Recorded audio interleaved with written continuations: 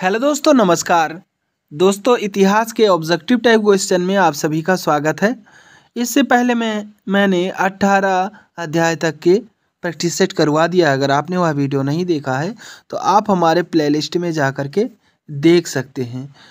तो आज का अध्याय 19 है। इसमें गुलाम वंश इल्तुतमिश एवं उसके उत्तराधिकारी के बारे में जितने भी क्वेश्चन बनते हैं सारे क्वेश्चन मैंने इस प्रैक्टिस सेट में लिए हैं। तो आप अंत तक बिल्कुल बने रहिएगा। तो चलिए शुरू करते हैं। निम्नलिखित में से कौन शासक पृथ्वीराज चौहान के नाम से प्रसिद्ध है? तो पृथ्वीराज चौहान के नाम से पृथ्वीराज तृतीय प्रसिद्ध हैं। दिल्ली का वह प्रथम सुल्तान कौन था जिसने नियमित सिक्के जारी किए तथा दिल्ली को अपने साम्राज्य की राजधानी घोषित किया? तो यह जो है इल्तुतमिश ने जो है सिक्के जारी किए थे। सल्तनत के निम्नलिखित सुल्तानों में से किसने सर्वप्रथम अपनी राजधानी दिल्ली स्थानांतरित की थी? तो सर्वप्रथम अपनी राजधानी दिल्ली इल्तुतमिश ने स्थानांतरित की थी। निम्नलिखित में से कौन सी इल्तुतमिश के राजकाल में सल्तनत की राजधानी थी? तो राजकाल में इनकी राजधानी जो है दिल्ली थी। निम्नलिखित में से किसने दिल्ली को सल्तनत की राजधानी के रूप में स्थापित किया था? तो दिल्ली को सल्तनत की राजधानी के रूप में स्थापित इल्तुतमिश ने किया था। 175 ग्रेन का सिक्का किसने चलवाया था? तो 175 ग्रेन का सिक्का इल्तुतमिश ने चलवाया था। सल्तनत काल के दो प्रमुख सिक्कों टंका और जीतल का प्रचलन किसने किया था? तो टंका और जीतल का प्रचलन सुल्तान इल्तुतमिश ने किया था। निम्न में से किसने टंका नामक चांदी का सिक्का चलाया था? तो इल्तुतमिश ने टंका नामक चांदी का सिक्का चलवाया था। उत्तर भारत में चांदी का सिक्का टंका जारी करने वाला कौन मध्यकालीन शासक था? तो यह जो है इल्तुतमिश था। टंकों पर टकसाल का नाम अंकित करने की प्रथा का प्रारंभ किसने किया था? तो यह जो है इल्तुतमिश ने किया था। 175 ग्रेन के चांदी के टंका चलाने वाला प्रथम दिल्ली सुल्तान कौन था? तो प्रथम दिल्ली सुल्तान ऑप्शन ए इल्तुतमिश था। मंगोल आक्रमणकारी चंगेज खां भारत की उत्तर पश्चिम सीमा पर निम्न में से किसके काल में आया था? तो यह जो है इल्तुतमिश के काल में आया था। चंगेज खां के अधीन मंगोलों ने भारत पर आक्रमण किया था। तो इल्तुतमिश के शासनकाल में मंगोलों ने भारत पर आक्रमण किया था। चंगेज खान के नेतृत्व में मंगोलों ने भारत में किसके समय में आक्रमण किया था? तो यह जो है इल्तुतमिश के समय में आक्रमण किया था। दिल्ली का कौन सुल्तान मंगोल नेता चंगेज खां का समकालीन था? तो इल्तुतमिश जो है चंगेज खां का समकालीन नेता था। गुलाम का गुलाम किसे कहा जाता है? तो गुलाम का गुलाम इल्तुतमिश को कहा जाता है। निजामुद्दीन जुनैदी वजीर था। तो यह जो है इल्तुतमिश का वजीर था।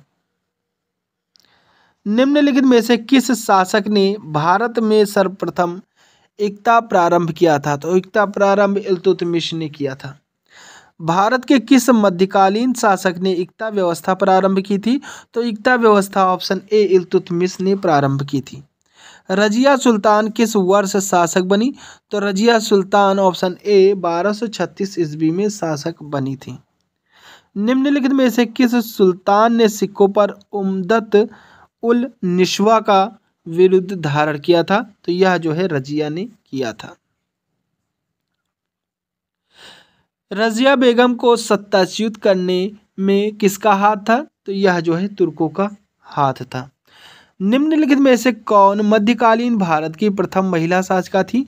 तो भारत की प्रथम महिला शासिका वह जो है रजिया सुल्तान थी। निम्नलिखित सुल्तानों में से कौन एक इल्तुतमिश की संतान नहीं थी किंतु उसके वंश का अंतिम उत्तराधिकारी था? तो वह जो है ऑप्शन डी नसीरुद्दीन महमूद था।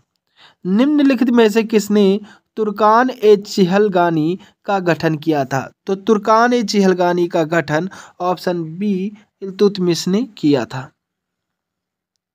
निम्नलिखित में से किस सुल्तान ने ईरान की राजतंत्रीय परंपराओं को ग्रहण किया तथा उन्हें भारतीय वातावरण में समन्वित किया? तो यह जो है इल्तुतमिश ने किया था। भारत अरब नहीं है, इसे दारुल इस्लाम में परिवर्तित करना व्यवहारिक रूप से संभव नहीं है। यह कथन किससे जुड़ा है? तो यह कथन जो है इल्तुतमिश से जुड़ा हुआ है। प्रथम सुल्तान जिसने दोआब की आर्थिक क्षमता समझी कौन था? तो वह जो है ऑप्शन बी इल्तुतमिश था। सल्तनत काल में रावत ए अर्ज की पदवी दी गई, तो वह जो है ऑप्शन बी इमादुल मुल्क को दी गई। प्रथम इलबारी शासक कौन थी? तो प्रथम इलबारी शासक ऑप्शन ए इल्तुतमिश थी। निम्नलिखित में से किस इतिहासकार ने इल्तुतमिश को भारत में मुस्लिम राज्य का वास्तविक संस्थापक माना था? तो आर.पी. त्रिपाठी ने इल्तुतमिश को भारत का मुस्लिम राज्य का वास्तविक संस्थापक माना था। दिल्ली सल्तनत का प्रथम वैधानिक सुल्तान कौन था? तो दिल्ली सल्तनत का प्रथम वैधानिक सुल्तान जो है इल्तुतमिश था। निम्न में से किस सुल्तान ने खलीफा से खिलयत प्राप्त किया था? तो यह जो है सुल्तान इल्तुतमिश ने खलीफा से खिलवत प्राप्त किया था। सुल्तान इल्तुतमिश के शासनकाल में न्याय चाहने वाले व्यक्ति को पहनना पड़ता था, तो क्या पहनना पड़ता था? लाल वस्त्र पहनना पड़ता था। इल्तुतमिश ने बिहार में अपना प्रथम सूबेदार नियुक्त किया था, तो प्रथम सूबेदार मलिक जानी को नियुक्त किया था। नीचे दो वक्तव्य दिए गए हैं, एक को कथन ए तथा दूसरे को आर चिन्हित किया गया है। कथन ए है बलबन ने राजस्व सिद्धांत परिभाषित किया। कारण आर क्या है? वह ताज की प्रतिष्ठा में वृद्धि करना चाहता था। उपरोक्त के संदर्भ में निम्नलिखित में से कौन सा एक सही है? तो ए एवं आर दोनों सही हैं तथा ए की सही आर व्याख्या है, तो ए आपका सही आंसर हो जाएगा। नीचे दो वक्तव्य दिए हैं, कथन ए और दो आर। कथन ए क्या कह रहा है? बलबन ने दिवंगत खलीफा की स्मृति में सिक्के टंकित कराए। कारण में कह रहा है बगदाद खिलाफत का अंत मुस्लिम सत्ता की महानतम क्षति थी। इसका जो राइट आंसर हो जाएगा ऑप्शन बी ए और आर दोनों सही हैं, किंतु ए की सही व्याख्या आर नहीं है। इसमें भी कथन से संबंधित क्वेश्चन कर रहा है। कथन ए जो है बलबन ने अपने शासन को शक्तिशाली बनाया और सारी सत्ता अपने हाथ में केंद्रित कर ली। कारण में कह रहा है वह उत्तर पश्चिम सीमा को मंगोल आक्रमण से सुरक्षित करना चाहता था। तो इसका जो राइट आंसर हो जाएगा ऑप्शन बी ए और आर दोनों सही हैं, किंतु ए की समुचित व्याख्या आर नहीं है। निम्नांकित वक्तव्यों का अध्ययन कीजिए और नीचे दिए गए कूट से सही उत्तर चुनिए। कथन ए जो है बलबन ने विस्तार की नीति नहीं अपनाई। कारण आर में बर्नी निरंतर हो रहे मंगोल आक्रमणों के भय का उल्लेख करता है। इसका जो राइट आंसर हो जाएगा ए और आर दोनों सही हैं और ए की सही व्याख्या आर करता है। निम्नलिखित में से किसने भारत में प्रसिद्ध फारसी त्योहार नवरोज को आरंभ करवाया था? तो नवरोज को आरंभ बलबन ने करवाया था। दिल्ली का प्रथम सुल्तान जिसने दरबार में गैर इस्लामी प्रथाओं का प्रचलन किया कौन था? तो वह जो है बलबन था। ईरानी पद्धति सजदा की शुरुआत की थी, तो सजदा की शुरुआत बलबन ने की थी। सुल्तान बलबन ने अपने दरबार का गठन किया था, तो इन्होंने फारसी पद्धति पर अपने दरबार का गठन किया था। अपनी शक्ति को संगठित करने के बाद बलबन ने भव्य उपाधि धारण की थी, तो यह जो है जिले इलाही की भव्य उपाधि धारण की थी। किसने धारण की थी? बलबन ने धारण की थी।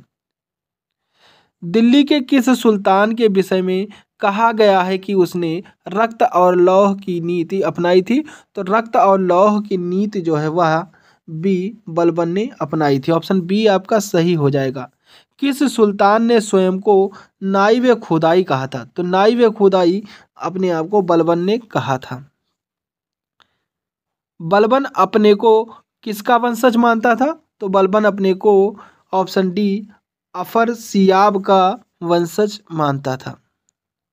बलबन के द्वारा विजय के स्थान पर सुदृढ़ी करण की नीति अपनाने के लिए निम्नलिखित में से कौन एक कारण नहीं था? तो वह जो उसका कमजोर स्वभाव, वह कोई कारण नहीं था। दिल्ली सल्तनत के शासकों में किसका राजत्व का सिद्धांत प्रतिष्ठा, शक्ति और न्याय पर आधारित था? तो वह जो है बलबन का था। निम्न में से किस सुल्तान ने तुर्कान चिहलगानी का दमन किया? तो बी जो है बलबन ने तुर्कान चिहलगानी का दमन किया था। किस सल्तनत शासक ने सीमा विस्तार की नीति नहीं अपनाई थी? तो सीमा विस्तार की नीति जो है ऑप्शन बी बलबन ने नहीं अपनाई थी। निम्नलिखित में से बलबन के काल में विद्रोह करने वाला बंगाल का गवर्नर कौन था? तो बंगाल का गवर्नर तुगलक खां था। बलबन की सार्वभौमिकता तथा राजकीय नीति को जानने के लिए मूल स्रोत है।